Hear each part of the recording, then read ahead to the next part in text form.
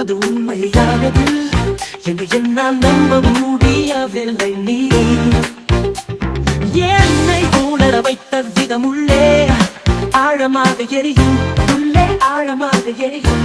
என்னால் மறைக்க முடியாத ஒரு காதல் அது நீ என்று எனக்கு தெரியும். அன்பே பேபி ஆமா.